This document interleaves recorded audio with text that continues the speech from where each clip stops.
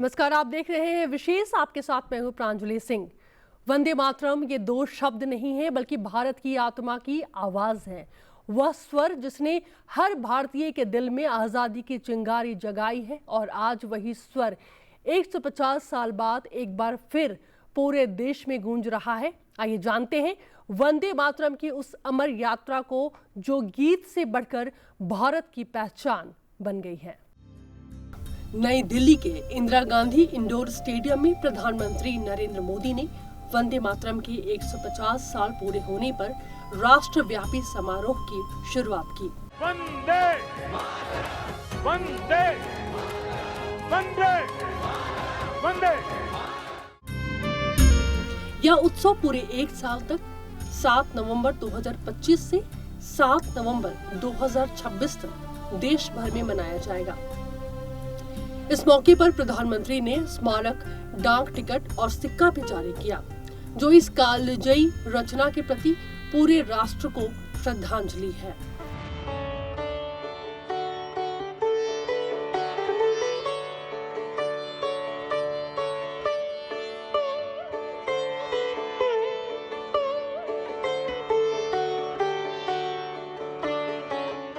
भारत के बाहर रहकर आजादी के लिए काम कर रहे वीर सावरकर जैसे स्वतंत्र सेनानी, वो जब आपस में मिलते थे तो उनका अभिवादन वंदे मातरम से ही होता था।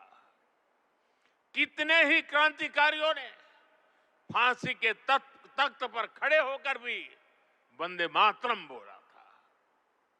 ऐसी कितनी ही घटनाएं, इतिहास की कितनी ही तारीखें, इतना बड़ा देश, अलग अलग प्रांत और इलाके, अलग अलग भाषा बोलने वाले लोग, उनका आंदोलन, लेकिन जो नारा, जो संकल्प, जो गीत हर जबान पर था, जो गीत हर स्वर में था, वो था वंदे मातरम।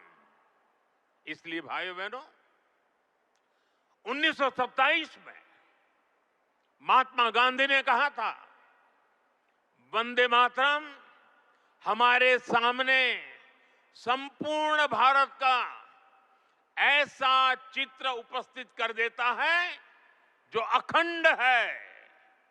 श्री अरविंदो ने वंदे मातरम को एक गीत से भी आगे उसे एक मंत्र कहा था। उन्होंने कहा, ये एक ऐसा मंत्र है जो आत्मबल जगाता है। भिकाजी कामा ने भारत का जो ध्वज तैयार करवाया था, उसमें बीच में भी लिखा था वंदे मातरम। साथियों, हमारा राष्ट्र ध्वज समय के साथ कई बदलावों से गुजरा, लेकिन तब से लेकर आज तक हमारे तिरंगे तक देश का झंडा जब भी फहरता है तो हमारे मुंह से अनायास निकलता है, भारत माता की जय, वंदे मातरम। इसलिए आज जब हम उस राष्ट्र गीत के 150 वर्ष मना रहे हैं, तो ये देश के महान नायकों के प्रति हमारी श्रद्धांजलि है और ये उन लाखों बलिदानियों को भी श्रद्धापूर्वक नमन है जो वंदे मातरम का आह्वान करते हुए फांसी के तख्त पर झूलते हुए, जो वंदे मातरम बोलते हुए कोड़ों की मार सहते रहे, जो वंदे मातरम का मंत्र जपते हुए बर्फ की सिल्लियों पर अड़ीग रहे।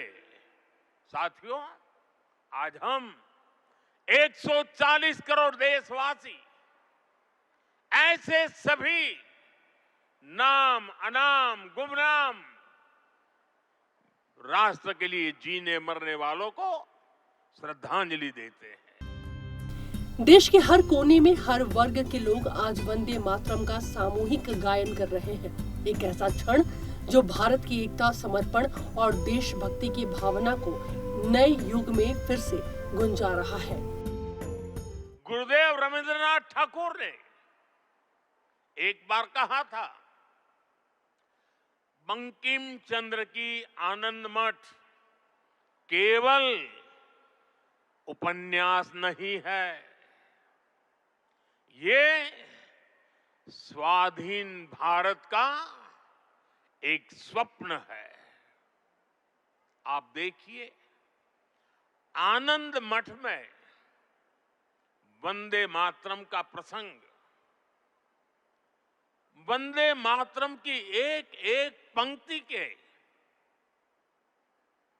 बंकिम बाबू के एक एक शब्द के, उसके हर भाव के अपने गहरे निहितार्थ थे, निहितार्थ है। ये गीत गुलामी के कालखंड में रचना तो जरूर हो गई उस समय, लेकिन उसके शब्द कुछ वर्षों की गुलामी के साए में कभी भी कैद नहीं रहे। वो गुलामी की स्मृतियों से आजाद रहे। इसलिए वंदे मातरम हर दौर में, हर कालखंड में प्रासंगिक है। इसने अमरता को प्राप्त किया है। वंदे मातरम की पहली पंक्ति है,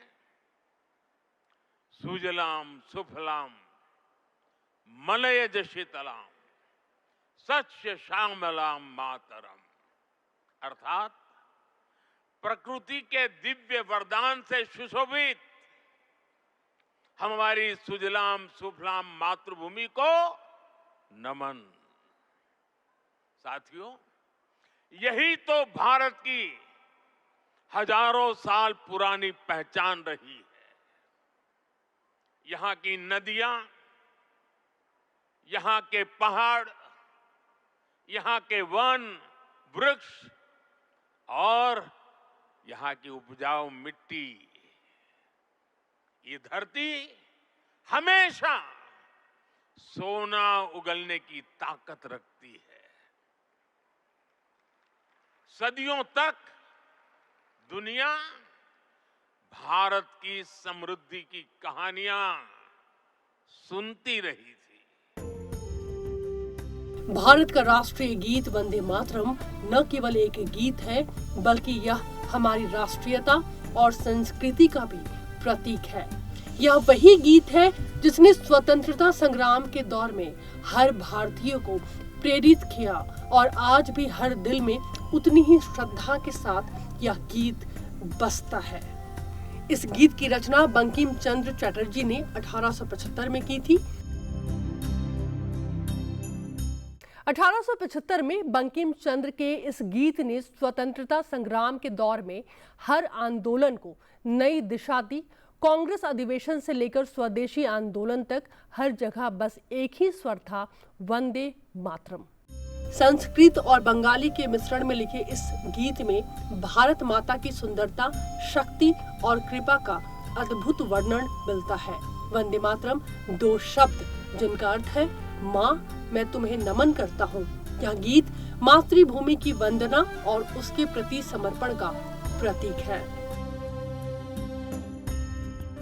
बंकिम चंद्र चटर्जी ने इस गीत को अपने प्रसिद्ध उपन्यास आनंद मठ में शामिल किया, जहां यह देशभक्ति का प्रतीक बनकर उभरा। रविंद्रनाथ ठाकुर ने इसे संगीतबद्ध किया और 1896 में भारतीय राष्ट्रीय कांग्रेस के अधिवेशन में पहली बार गाया गया। 1905 में बंगाल विभाजन के दौरान यह गीत स्वदेशी आंदोलन का नारा बना। हर आंदोलन, हर जुलूस में एक ही स्वर गूंजता था, वंदे मातरम। आज ये दिन हमें वंदे मातरम की असाधारण यात्रा और उसके प्रभाव को जानने का अवसर भी देता है। जब सन 1875 में बंकिम बाबू ने बंग दर्शन में वंदे मातरम प्रकाशित किया था तो कुछ लोगों को लगता था कि ये तो केवल एक गीत है, लेकिन देखते ही देखते वंदे मातरम भारत के स्वतंत्रता संग्राम का कोटि कोटि जनों का स्वर बन गया। एक ऐसा स्वर जो हर क्रांतिकारी की जबान पर था, एक ऐसा स्वर जो हर भारतीय की भावनाओं को व्यक्त कर रहा था। आप देखिए, आजादी की लड़ाई का शायद ही ऐसा कोई अध्याय होगा जिससे वंदे मातरम किसी न किसी रूप से जुड़ा नहीं था। 1896 में गुरुदेव रवींद्रनाथ ठाकुर ने कोलकाता अधिवेशन में वंदे मातरम गाया। 1905 में बंगाल का विभाजन हुआ। ये देश को बांटने का अंग्रेजों का एक खतरनाक एक्सपेरिमेंट था, लेकिन वंदे मातरम उन मंसूबों के आगे चट्टान बनकर के खड़ा हो गया। बंगाल के विभाजन के विरोध में सड़कों पर एक ही आवाज थी, वंदे मातरम। साथियों, बरिसाल अधिवेशन में जब आंदोलनकारियों पर गोलियां चली, तब भी उनके होठों पर वही मंत्र था, वही शब्द थे, वंदे मातरम। आजादी के बाद 24 जनवरी 1950 को संविधान सभा ने इस गीत के पहले 2 छंदों को राष्ट्रीय गीत के रूप में अपनाया और इसे हमारे राष्ट्रीय गान जन गण मन के समान सम्मान दिया गया। अलग अलग राष्ट्रों का निर्माण, अलग अलग ताकतों का उदय, नई नई सभ्यताओं का विकास, शून्य से शिखर तक उनकी यात्रा और शिखर से पुनः शून्य में उनका विलय, बनता बिगड़ता इतिहास, दुनिया का बदलता भूगोल, भारत ने ये सब कुछ देखा है। इंसान की इस अनंत यात्रा से हमने सीखा और समय समय पर नए निष्कर्ष निकाले। हमने उनके आधार पर अपनी सभ्यता के मूल्यों और आदर्शों को तराशा, उसे गढ़ा। हमने, हमारे पूर्वजों ने, हमारे ऋषियों ने, मुनियों ने, हमारे आचार्यों ने, भगवंतों ने, हमारे देशवासियों ने अपनी एक सांस्कृतिक पहचान बनाई।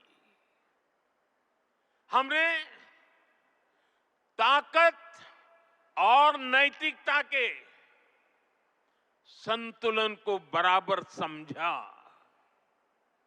और तब जाकर भारत एक राष्ट्र के रूप में वो कुंदन बनकर उभरा जो अतीत की हर चोट सहता भी रहा और सहकर भी अमरत्व को प्राप्त कर गया। भाइयों बहनों, भारत की ये संकल्पना, उसके पीछे की वैचारिक शक्ति है। उठती गिरती दुनिया से अलग अपना स्वतंत्र अस्तित्व बोध, ये उपलब्धि और लयबद्ध, लिपिबद्ध होना, लयबद्ध होना और तब जाकर के हृदय की गहराई से, अनुभवों के निचोड़ से, संवेदनाओं की असीमता को प्राप्त कर करके वंदे मातरम जैसी रचना मिलती है। और इसलिए गुलामी के उस कालखंड में वंदे मातरम इस संकल्प का उद्घोष बन गया था, और वो उद्घोष था भारत की आजादी का। मां भारती के हाथों से गुलामी की बेड़ियां टूटेगी और उसकी संतानें स्वयं अपने भाग्य की भाग्य विधाता बनेगी। आज पूरी 150 साल बाद वंदे मातरम फिर से हमारे दिलों में उसी शक्ति के साथ गूंज रहा है। वह शक्ति जो हमें एकजुट करती है, वह भावना जो हमें अपनी मातृभूमि पर गर्व करना सिखाती है। हर गीत, हर काव्य का अपना एक मूल भाव होता है, उसका अपना एक मूल संदेश होता है। वंदे मातरम का मूल भाव क्या है? वंदे मातरम का मूल भाव है भारत मां भारती, भारत की शाश्वत संकल्पना, वो संकल्पना जिसने मानवता के प्रथम प्रहर से खुद को गढ़ना शुरू कर दिया, जिसने युगों युगों को एक एक अध्याय के रूप में पढ़ा। यह केवल एक गीत नहीं, यह भारत का प्रण है, यह हमारी पहचान है, यह हमारी आत्मा का स्वर है। 150 साल बाद भी वंदे मातरम सिर्फ एक गीत नहीं, यह हमारी एकता, हमारी शक्ति और हमारी आस्था का प्रतीक है। मां भारती के प्रति समर्पण का यह प्रण हर भारतीय के दिल में आज भी उतनी ही श्रद्धा से गूंजता है। आइए हम सब एक स्वर में कहें, वंदे मातरम, भारत माता की जय।